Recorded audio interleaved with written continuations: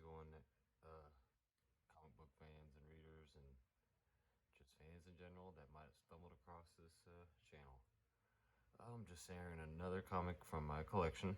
I'd like to share with you a Pop Hollinger rebuilt comic book. And I'm gonna go ahead and see if I can read an article online. It's from a 2015 article by Sean Keyfield, and he basically recaps an Overstreet comic book price guide article uh, from the price guide number 12 from 1982 to 83, and he basically goes on to just tell the story of the gentleman who basically tells his encounter of getting to know Pop Hollinger, which basically was one of the first comic book collectors, comic shop kind of dealers, trader, even comic book restorer per se. Um, but let me go ahead and just, I'm going to try to read this article, be as efficient as possible, and hope you guys enjoy.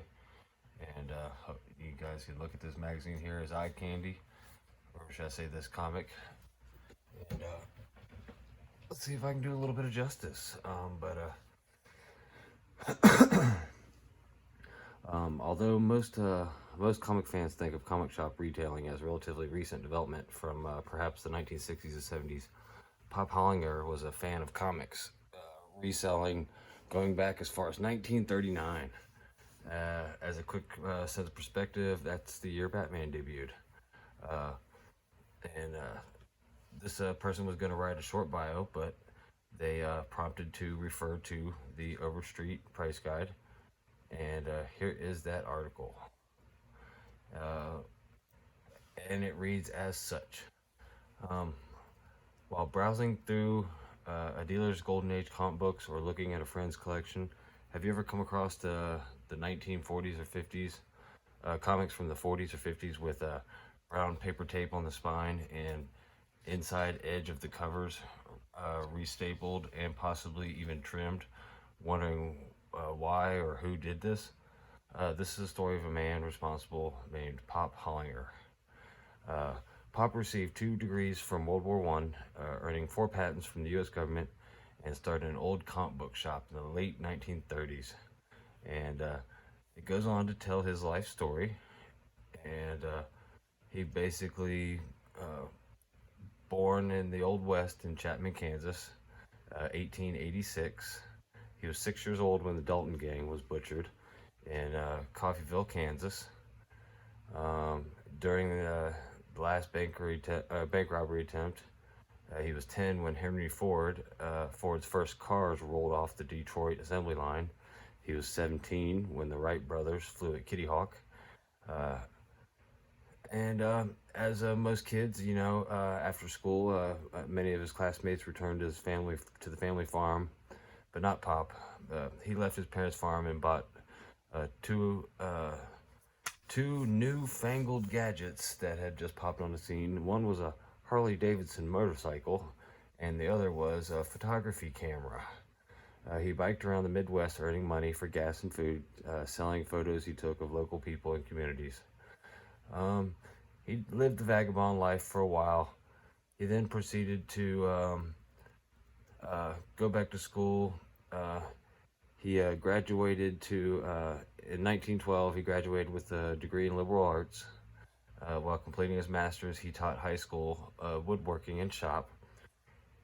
In 1914, his family moved to Concordia, north central Kansas, a farm community of 8,000 people, to accept a position there teaching applied sciences in the public school. And from there, he pretty much worked his few years out. Once the Depression hit in 1933, Pop, now 47 years old, retired from his teaching job to become self-employed, running a service station He operated a second-hand store as a sideline in the basement under Glenn Cook's food store. From furniture and appliances to books and magazines, Pop sold basically anything people brought into his store. Um, Pocketbooks had started issuing 25-cent paperback editions of best-selling hardbacks in 1939. This caught on quickly with the public as a cheap means of reading current novels. Comic books had also just started to hit the stride, with original material being created to help satisfy the demand. Used pulps, paperbacks, magazines, and comic books were consistent good sellers for Pop. In the late 30s, with his parental responsibilities completed, as his children were all grown and married, Pop sold his service station and made the transition from dealing part time in second-hand merchandise to dealing full-time in used comic books and other periodicals. Always the innovator, Pop used several ways to expand his comic book business. By 1940, he had enough stock to wholesale comic books to various businesses, from cafes to stores to food stores. Pop soon had 15 to 20 outlets all over north central Kansas. At one time, he had 5 stores selling used comic books in Concordia, compared to only 3 Concordia stores selling new comics. During this period, he started a mail order comic book club where, for 20 cents or 30 cents a week, a person could receive 5 or 10 comics, respectively. Pop published a comic book catalog in 1942. His ads for it stated, "Older used comic books are worth money. We pay 1 cent to $1 for certain old comics. Be among the first in your community to collect old comics."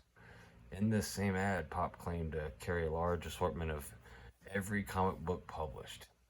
He offered also a free hospital reading service for any patient in any hospital in the U.S.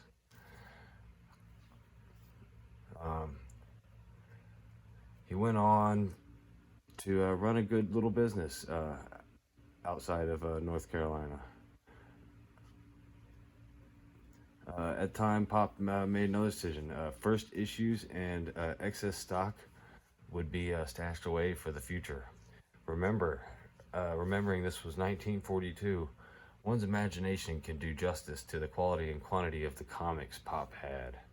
In 1968, he told me that among the many thousands of comic books he put away, there were 200 untaped Roy Rogers #1.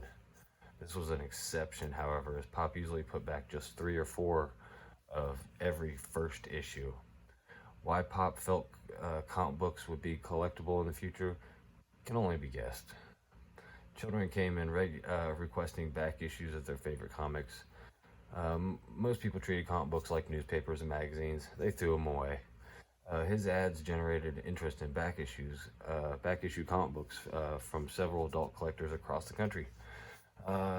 Noting all this, since he had enough store space and more comic books than he knew what to do with, Pop evidently came to the conclusion that saving the excess books would not be a bad idea. Let's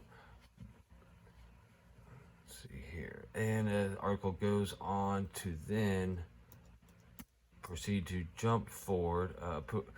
Pop soon found out comic books did not wear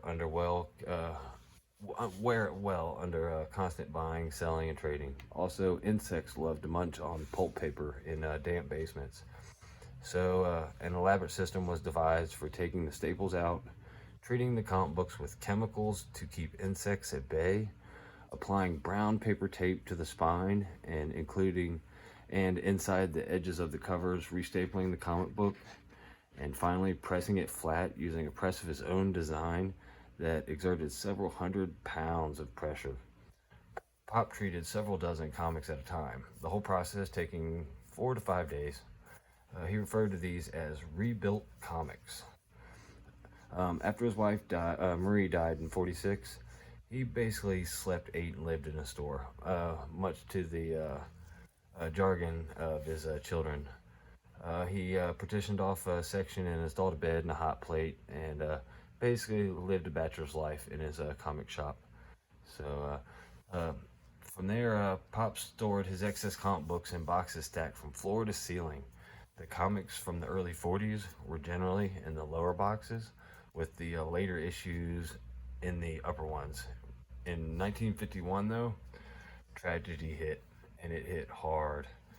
It rained all spring. The flood stage of the Republican River was reached that June, and the river's winding course brought it 1 mile north of Concordia. The central business district was inundated with water, including Pop's basement. After the water receded, Pop surveyed the carnage. The majority of his comic books were destroyed. With few exceptions, everything prior to 1949 was lost.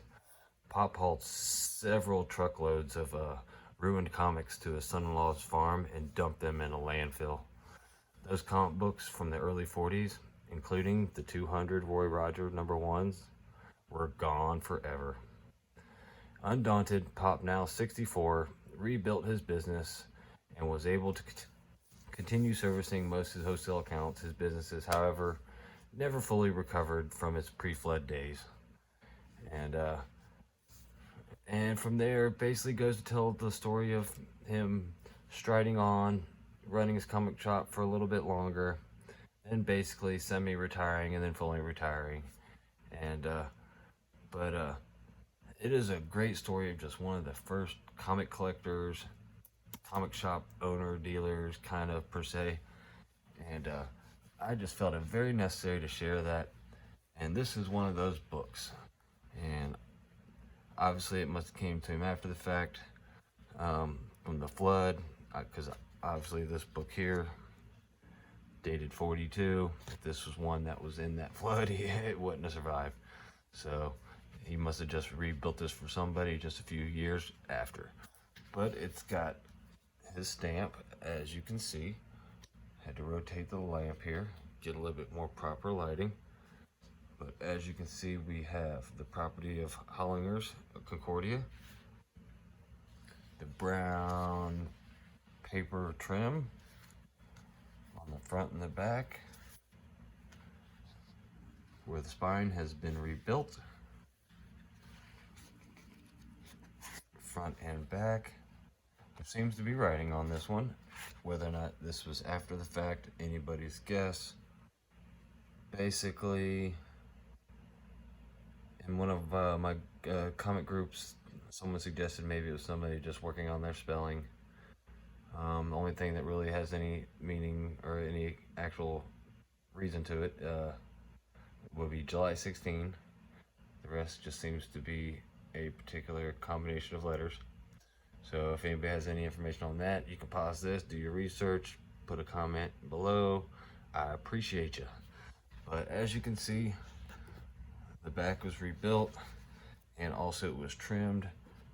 And obviously you can kind of see how it was trimmed by just the total unevenness of it. Oh, let's get the camera to stop shaking.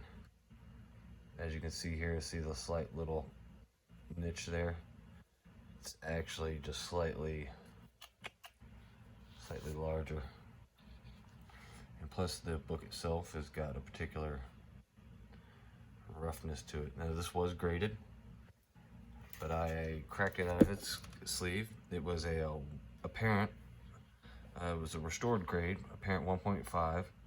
All 3 edges trimmed, 3 extra staples added after manufacturing, and large amount of tape on cover and interior cover. But no acknowledgement for the Pop Hollinger. I was even informed that these are considered pedigree comics. Not all pedigrees are considered high grade, but whether or not this is a pedigree, I would love to see your guys' confirmation of that, if someone can confirm that. But otherwise, great little piece of history.